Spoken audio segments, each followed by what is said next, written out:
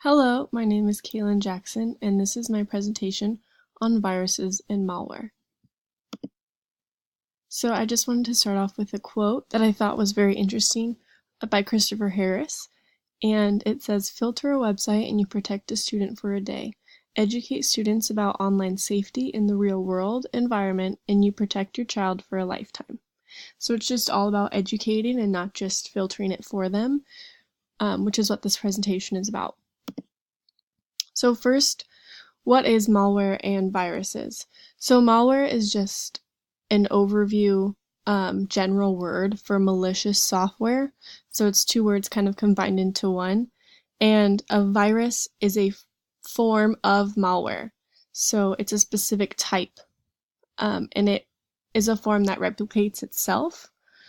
A virus also needs a file or a document to reproduce and spread, and it can come in many forms, which will be discussed on the next slide, such as emails, or different things or websites, or different things like that. So the signs of a computer virus, I just put 6 of them, but obviously there are many more.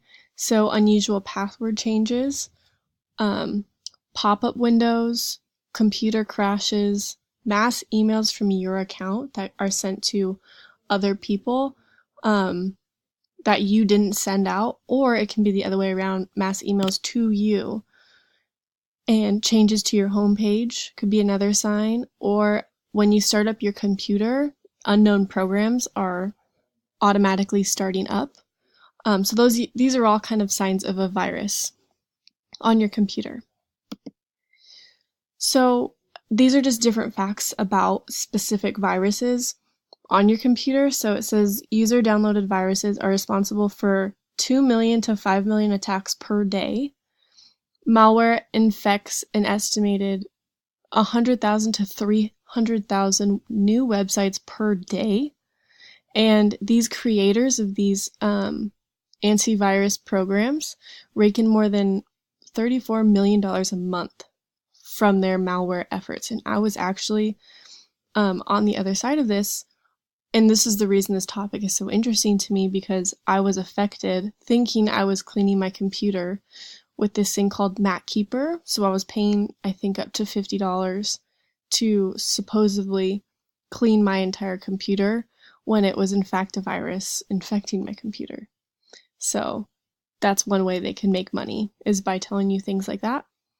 And kind of like how I mentioned earlier, computers can get sick by either spam email, drive-by downloads. This is when you visit a website that stealthily installs a virus on your computer, or you personally download it yourself. So this was what happened to me. I specifically downloaded this MacKeeper, and it was malware.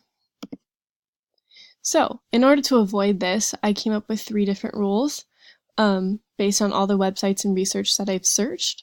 So rule number 1, do not open any emails or attachments from unknown sources. So consider carefully before clicking on any link. So there are many times in your email, sometimes it filters it out for you, such as like a spam account, but sometimes it doesn't. And if it comes from an unknown or source of any sort, sometimes just clicking on the email and opening it can start the virus and get it into your computer. So just being really aware of what you open every day, and different activities like that you are constantly doing, whether you're thinking about it or not. You should be thinking about it and making sure that you know exactly what you're getting yourself into if you open that link, or an email, or really a website. Rule number 2 is to install security updates regularly. So this is something that I am actually personally really bad at, because my computer is constantly telling me to update my computer, and I don't, because it takes a while.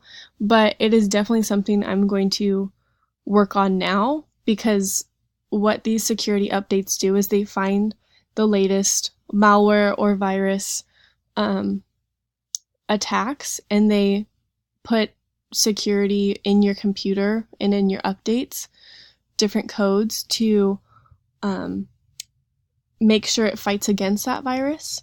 So it can significantly help prevent malware attacks because this system in your security update will catch it first, which is why they constantly want you to update your security for the newest malware out there. So rule number 3, and this is the last rule I have, is to download software only from credible sources.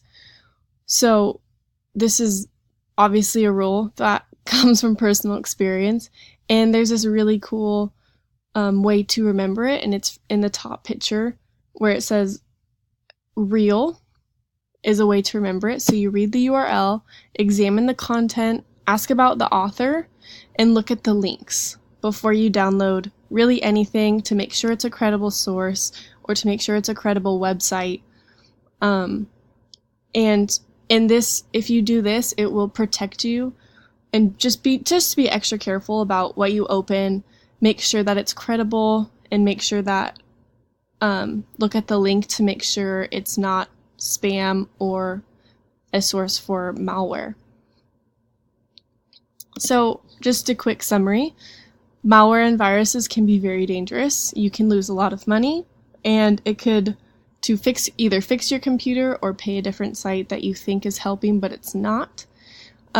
More people are getting attacked every single day, and although those are all bad things, there are ways of protecting yourself against this, which are the rules that I created. And just to educate yourself and to educate your friends and family against this would be a great thing to do to make sure that you will not have to lose money, lose your information over not being educated on this. So yes, here are my references. Thank you for listening.